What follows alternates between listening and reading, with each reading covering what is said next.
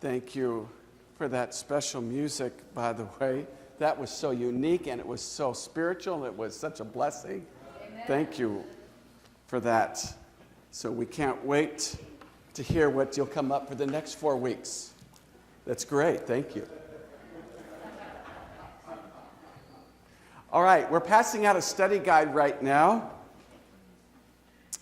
I believe that what we're going to share today is one, it's not hype. It's one of the most important messages a Christian could ever hear, because more people leave God in the church over this subject than any other. It's probably in the top 2 anyways. So this is so important. So let's give it a shot. On a lighter note, just before we begin, while we're not distracted, Courtney always does a great job with the children's story. Where's Courtney? Courtney, just so sweet. But Eric, I don't know. He just has to say it. You asked the question, do you kids know what causes an eclipse? And Eric said, I know. And he says, it's when John's head gets between the sun and the earth. And then you showed that big picture of the sun, the close-up. I said, yeah, that's my head with a sunburn. All right, we had fun. We're going to miss Eric, aren't we? We're really going to miss you, Eric. No, we really are. We really are. And you know, his last Sabbath coming up at the end of September, you're not going to want to miss that, where he's going to speak and preach. And we are definitely going to miss that family. All right, we ready to begin? Let's go for it. John. Yeah. Does anyone have any extras? They're short right over there. Okay.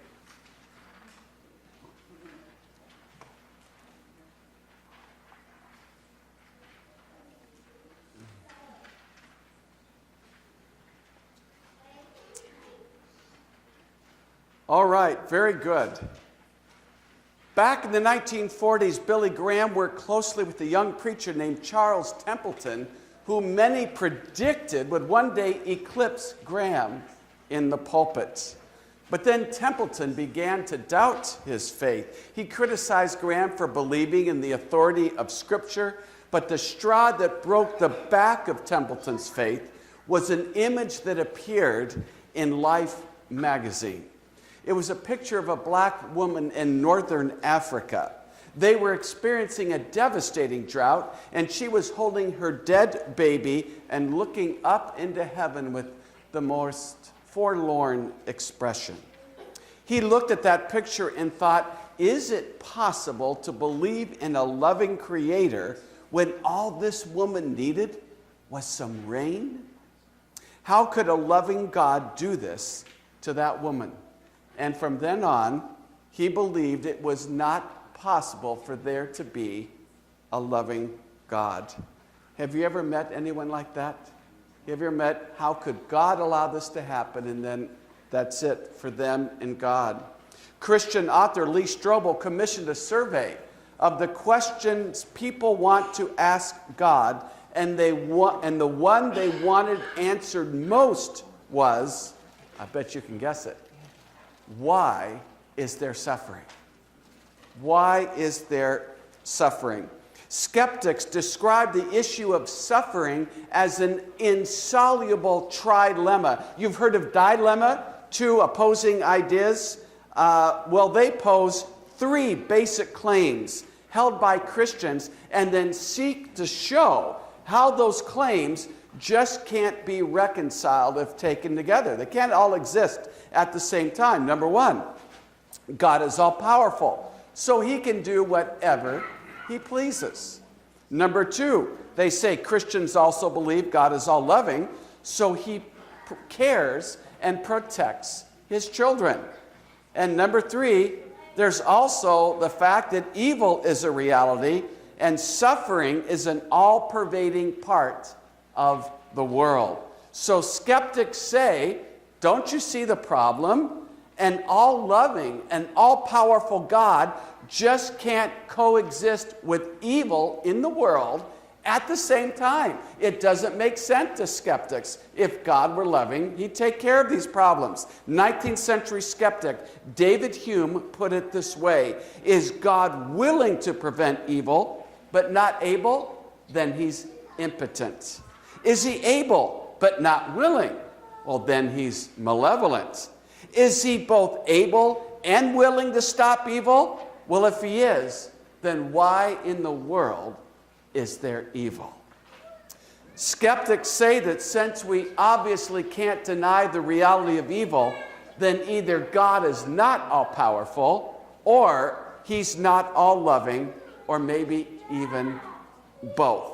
How many of you have ever heard of a straw man argument? You've heard the term before. Something is said in such a way as to force an answer, but the assumption behind the statement is faulty. So please look at the first statement.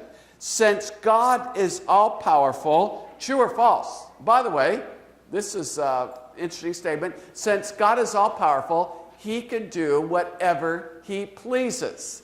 That's innocent enough. How many would agree with that? Since God is all-powerful, he can do whatever he pleases. Raise your hand if you agree with that. All right. Anyone believes that's not true? God cannot do whatever he wants. All right, let's look at that. You see, how we frame a question and the context we leave out is all important. Is it really true God can do whatever he pleases? Well, how many of you believe God can make anything he wants? Does he have the power to make anything he wants? All right. Can he make a square circle? Can he make a married bachelor? Can he create a stone so heavy he can't lift it? You see, even God is limited in a sense by what is logical. He's protected from the absurd. So, no, it's not true technically that God can do whatever he pleases. Not even God can do that. Why is that important? Because skeptics say, since God is all-powerful, he could stop a world of suffering. He could stop everyone from making bad choices and still have free will. He says if he's all-powerful, he can do that. But what did we just show? No, in a logical, orderly universe, even God can't do everything he pleases. All right? Let's go on. Take the second premise. Since God loves us, it implies he would naturally eliminate all pain. But do loving parents spare their children discipline just to spare them pain? How many of you do that? No. Or is it logical to believe that because there are some bad parents, then no real loving parents exist? That's crazy. All right? We've shared scores of messages here from this pulpit since I've been here on how to trust God through difficult times. But today is a bit different. Today's topic, how can a loving God allow suffering, looks more at some of the things that we can do to cope with the mystery of evil in the face of a loving God. Now, please know, these aren't all the possible answers. You can come up with better ones on your own. They're just things that I've thought about that have helped me throughout the years, and it's what I'm sharing today. So it's certainly not exhaustive. And as we go through the list of some of these insights, I want to let you know, if I was able to dialogue with someone who is open to discussing their doubts about God because of things that they've suffered or seen, I would not give them a list of 10 arguments about why they're wrong and why they should believe in God. You know, most people aren't looking for explanations. They're hurting, and their picture of God has been distorted.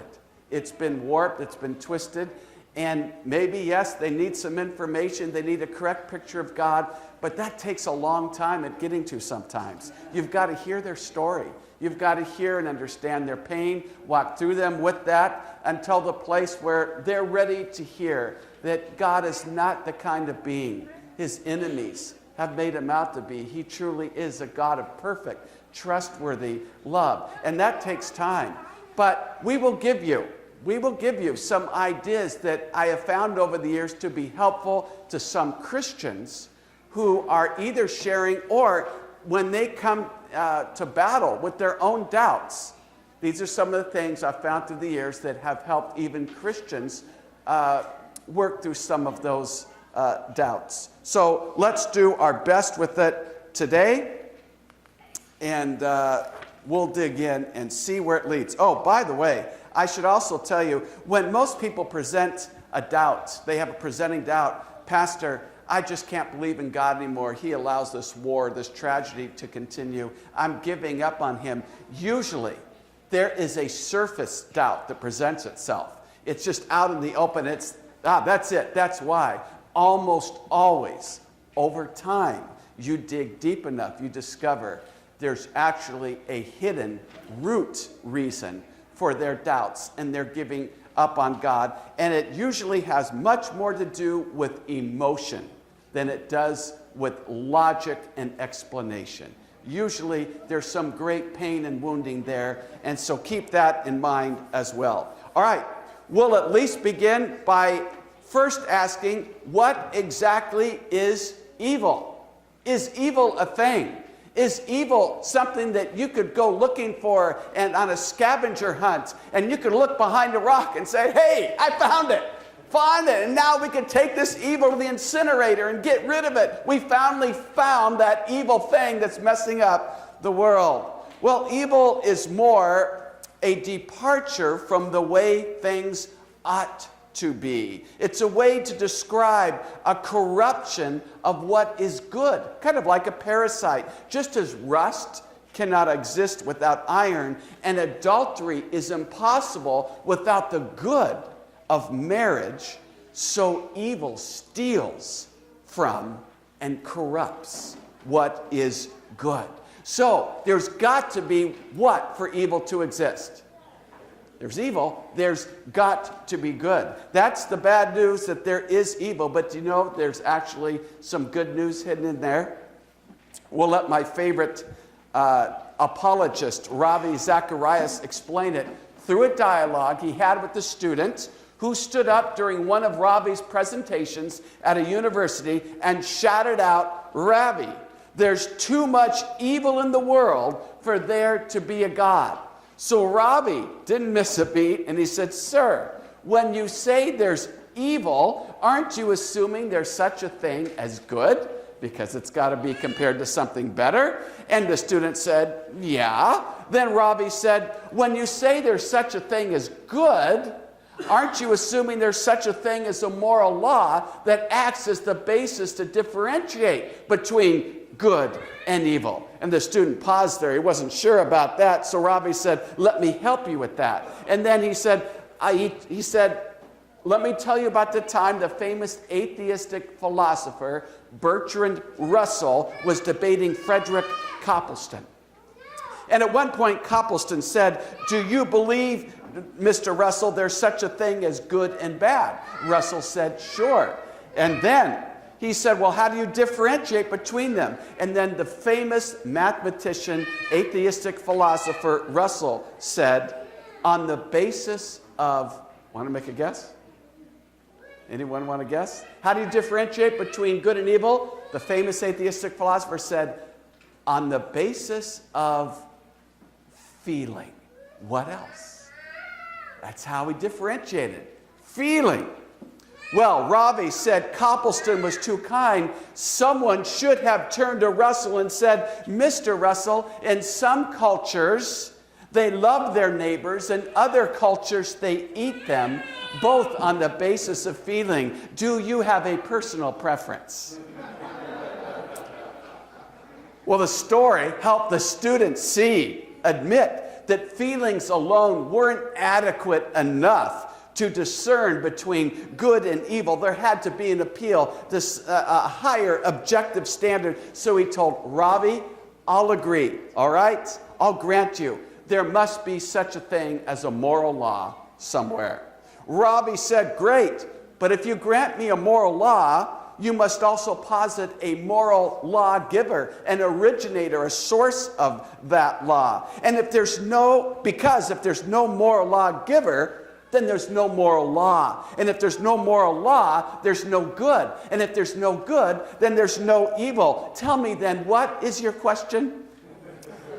And the student stood there bewildered, and he said to Ravi, honestly, what then am I asking you?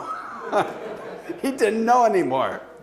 Well, Ravi's saying, if there's no God, then there's no absolute moral standard to determine what is good or evil. So to say something is evil is really to say there's an ultimate being whose will is being violated or whose order is being disturbed. So without the existence of God, the idea of evil just doesn't make sense. But did you know that evil is a problem for unbelievers to explain, not just for Christians? Don't let them put it just on you. Listen. Here's how atheists like Richard Dawkins explain evil. He says, in a universe of blind physical forces, some are going to get hurt, others are going to get lucky, and you won't find any rhyme or reason in it, nor any justice.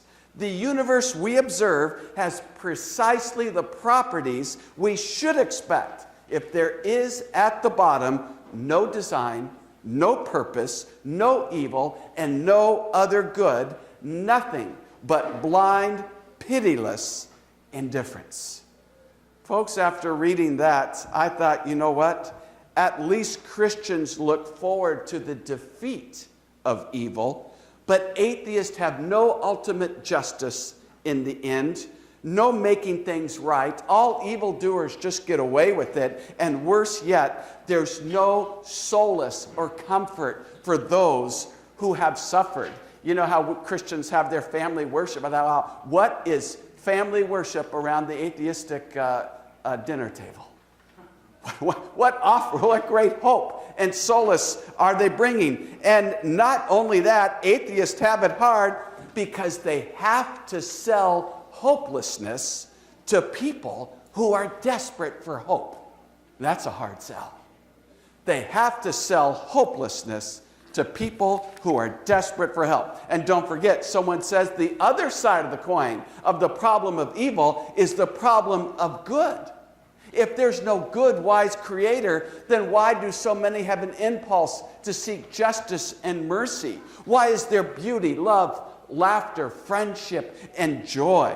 The atheist has to explain the presence of unconquerable love and joy in the face of so much evil, just as much as the Christian has to deal with suffering in the midst of a loving and caring God.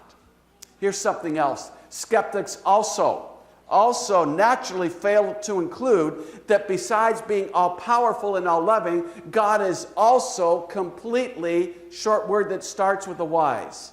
Oh, starts with a W. I blew it. I'm not as wise. God is all what? Now that you know, he's all wise. And that's a huge question skeptics don't want us to raise. Listen to this. Could it be there's something about God's wisdom? Just follow this hypothetical. Could it be there's something about God's wisdom that makes it possible for him to remain perfectly loving while allowing evil to exist? Is that just possible? Or is it possible that in our limited comprehension of the universe, God actually made the best possible world, which included the potential for suffering, because that was the only way to preserve God's integrity and keep us from evil in the long run for all eternity? Is that even possible? Just grant that. It's even possible. A common question related to this is, if God knew evil was going to exist, why didn't he make a different world where he knew no evil would arise? Have you ever heard that question? All right, we might as well ask, why did God create Lucifer if he knew he was going to rebel? Or why create Adam and Eve if God knew they were going to fall? Are those honest questions? Sure, they're legitimate questions. I want to share with you this morning, not what the theologians say. They could do a much better job than me. I could only share with you at this moment how I deal with it. That question. If God withheld creating because he knew some of his children would rebel, then he'd be saying, he'd be admitting that sin is stronger than him, that sin is an overwhelming monster that he can't deal with.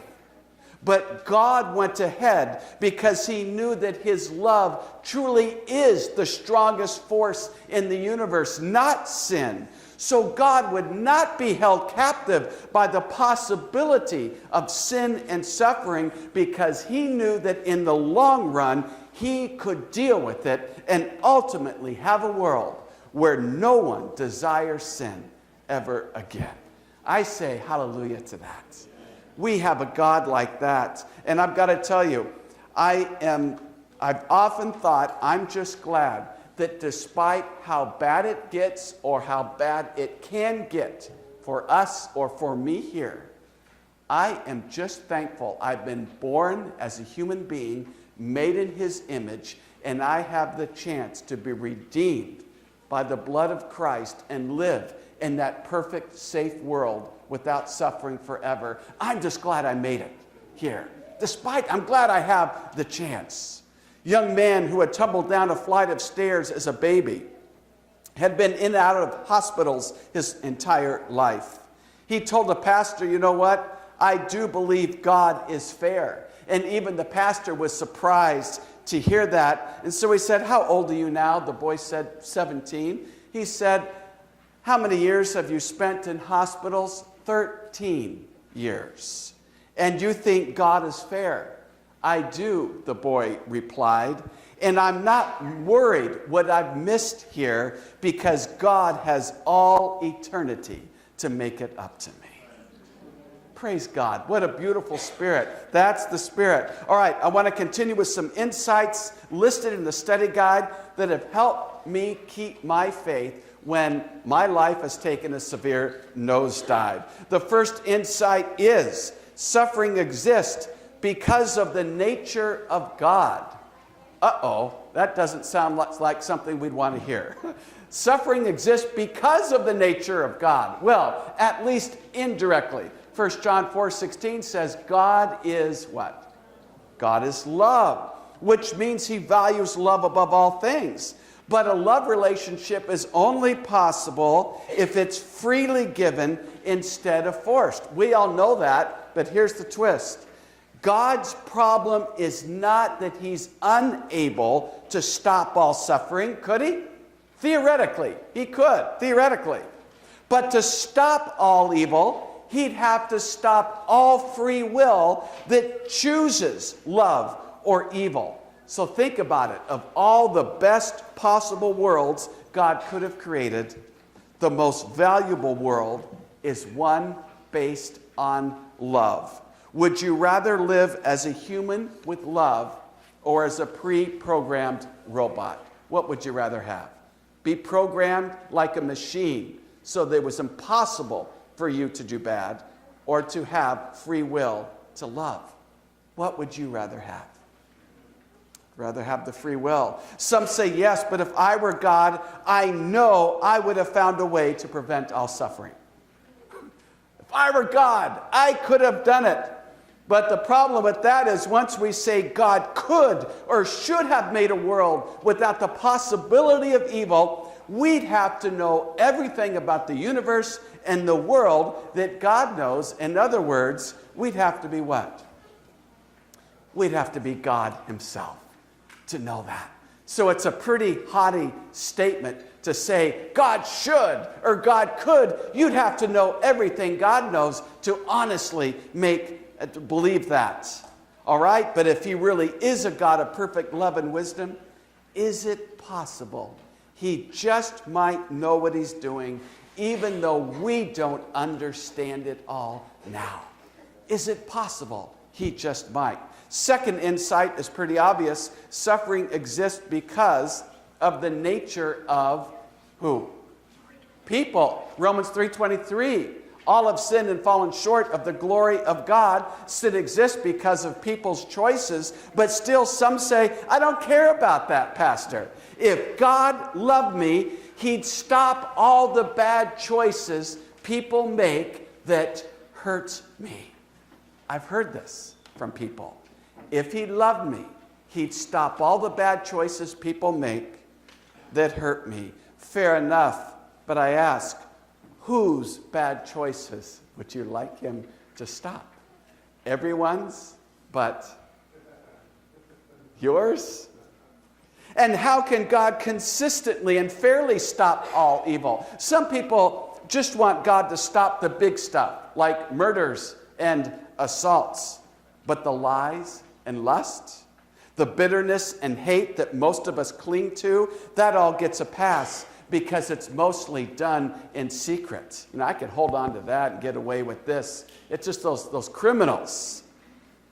If God only stopped some people's sins to keep the so-called lesser sinners safe, He'd be violating His own holy nature as He sweeps some sins under the carpet and punishes others. He'd be arbitrary, and we couldn't trust Him. And here's a real good test for those who insist that no one should suffer in a sinful world. No one. Suppose someone wants to marry you, but you don't want to marry them. Should God make you marry them so they don't suffer? How does God eradicate everyone's suffering fairly and consistently in a free world? It's just not possible. All right, at this point, we'll get to that. At this point, I'd like to suggest something very obvious. We're going to throw away the arguments because, as I said earlier, most of them, it takes a very honest, open-minded skeptic willing to dialogue about things who's looking for more clear information. That's a rare bird. It's out there. We can't be so cynical. They're out there. However, as we said before, the truth is, it's not arguments people are looking for. The truth is, we just don't want to suffer. That's the bottom line. There's this surface excuse. Well, I see this or that or this happen. The real thing is, I don't want to suffer. I don't want to feel devastating emotions like anger, betrayal, and grief. And it's even harder to watch family members suffer and be in torment. It's just all so hard to deal with. I want to make a confession with you because I think maybe it will help someone. I found at least two dynamics at play in the course of my Christian life. That when the bee stings and the dog bites and I'm feeling so very sad, that I begin to doubt. Two dynamics at play. First one, somewhere along the way, I picked up the idea that God's job is to make me happy. That's what He's there for. In fact, I assumed His job description read, make John happy. That's why He worships you. You do your job, John will do his. Make John happy. And that's why I'm severely disappointed and disillusioned when things get really bad. That's why I shake my fist sometimes at God saying, what's wrong with you? Isn't that why you're here? To make me happy. Why aren't you doing your job? You know, one of the most healing, liberating moments in my Christian experience came when I realized that God cares more about leading me to salvation from sin than He cares about making me happy. It's true. It's hard for maybe someone to hear that. You mean God cares more about saving me from sin than making me happy? Yeah. Because think about it. If you can't trust Him, if we can't trust Him to heal us from our sin problem, then we'll never make it to heaven where we'll be living in that perfect, safe, sinless sorrowless world forever. So we've got to learn, we've got to come to him first to help him deal with our sin problem before he can make us happy in that eternal land. Does that make sense? Yeah, absolutely. All right, a second dynamic besides unrealistic expectations. God, you exist to make me happy, and when life falls apart, I'm done with you. That's an unrealistic expectation. Second dynamic that has led me to doubt, tempted to doubt, I'll make an analogy with it. If you were to ask me to describe how much love I feel for my wife while I'm sick with the stomach flu, vomiting in the toilet, sorry to be graphic, at that moment, I can't fathom feeling or describing to you how much I love my wife when all I want is a sledgehammer to knock me out. That's the truth. And let me ask you this. Would it be fair for me if I divorced my wife because I'm throwing up and I'm saying, wow, I can't feel anything for my wife. I must not love her anymore. I guess I better divorce her because I don't feel anything for her while I'm throwing up and sick. Would that be fair to my wife? How many would think that's fair? No one's going to stand for my wife's defense? I would say that would be terribly unfair to my wife to leave her just because I can't feel love for her when I'm sick. Are you with me, folks? All right. You're just so shocked at the analogy. All right. So let me follow up with this. Is it fair then to reject God when we're so upset with emotions, very human emotions like grief and anger and betrayal, that we don't feel much like loving him? Is it fair to reject God then when we don't feel well? No. Make sure you throw out the unrealistic expectations and the warped pictures before you give up on God. Another benefit of suffering is that it drives us to our knees. People say God should stop all suffering because, I don't care what Romans 8 says, all things work together for good. I never see any good. Hardly ever do I see any good come out of suffering. And from our limited perspective, often we can't. But it's interesting. Several studies have shown that countries that have the worst persecution and poverty are often the places where Christian faith grows the most. Happens time and again. The American Bible Society reported that in the wake of 9/11, Bible sales went up 40%. In 2005, the Washington Post conducted a survey of Hurricane Katrina survivors who wound up as displaced refugees. Tremendous suffering. After all they went through, when asked about their faith in God, remarkably, 81% of them said the ordeal strengthened their faith in God.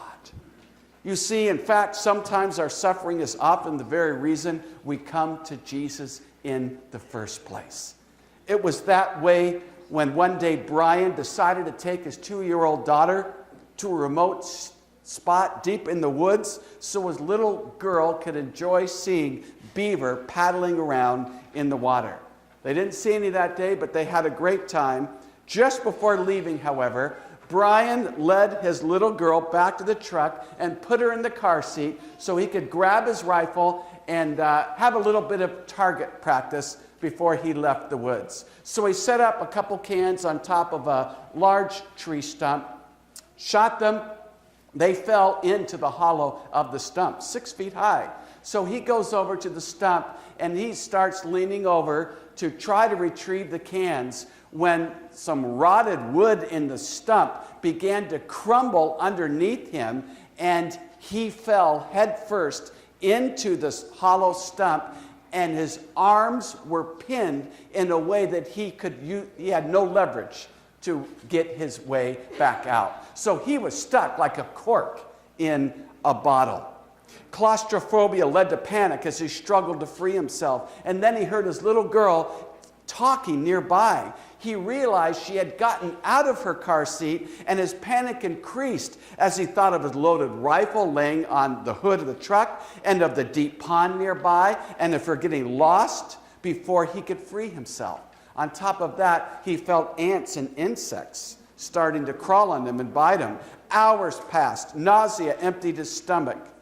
Brian had not been on speaking terms with God for a long time. Why not? Because, as he writes this Guidepost article, I was really happy and content. I didn't feel or realize any need for God.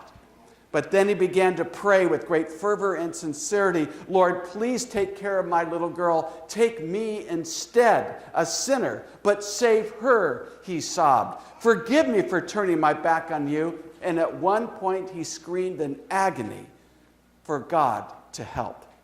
Just a few minutes after he finished praying, he heard someone calling out to him, and a short time later, he was pulled out of the stump by two loggers who said they just felt impressed to explore the woods where he was trapped. By the way, his little girl had fallen asleep in a moss-filled ditch, and she was perfectly safe. But Brian said in the article, it took being stuck upside down, helpless, in that little tree stump, suffering, to get me to admit that I couldn't get everything out of life on my own. I really needed God. So sometimes suffering leads us to Jesus. David said, before I was afflicted, I went astray, but now I obey your word. It was good for me to be afflicted, that I might learn your ways. We're almost done. Fourth reason they're suffering, because of the nature of the world. Did you know Romans 8 says that when Adam and Eve sinned, all creation was subject to frustration and decay? What does that mean? Not only people's hearts began to decay, but the earth itself. Earthquakes, volcanoes, dangerous weather patterns all resulted as the earth began to decay, and we suffer from disasters in the natural world, along with disease and pestilence and plague because of that. Philip Yancey interviewed a man who endured a great deal of suffering. His wife had recurring breast cancer. He went almost totally blind in a car accident. When asked how he felt about all this, he said, we tend to think life should be fair because God is fair. But God is not life. And if I confuse the two, I set myself up for crashing disappointment. God is fair, but not life in a fallen world. That's helpful. Review number 5 in your study guide when you have time. We'll close with the last insight that helps me cope the most, and that is the cross is God's final answer to the problem of evil. You know, God's ultimate answer to suffering isn't an explanation, it's the incarnation. And if you doubt God's promise that he could bring good from your heartaches, listen to this. I don't know who wrote it, but it's beautiful. God took the very worst thing that has ever happened in the history of the universe, deicide, the death of God on the cross, and turned it into the very best thing that has happened in the history of the universe, the opening of heaven to all who will accept him. So if God can take the very worst and turn it into the very best with the cross, then why can't he turn the worst circumstances of our lives and create something good from them? Are you broken? He was broken for us. Are you despised? He was despised and rejected. Do you cry out that you can't take anymore? He said, my soul is exceeding sorrowful, even unto death. Did someone betray you? He was sold out. Are your most tender relationships broken? He was loved and rejected. Did people turn from you? They hid their faces from him as if he were a leper. Does he descend into all of our hells? Yes, he does. From the depths of a Nazi death camp, Corrie ten Boom wrote, no matter how deep our darkness, he is deeper still. But you know what? If you've put your trust in Jesus, then he's in you. And that means your sufferings are his sufferings. Your sorrow is his sorrow. And when you make the choice to run into his arms, you'll find peace to deal with the present, courage to deal with the future, and you'll find the promise of eternal life in a world where sin and sorrow and suffering will never rise again. He'll take care of it all. God just isn't finished yet with this planet. I can trust a God like that. Can't you? Our closing song today is Does Jesus Care? 181.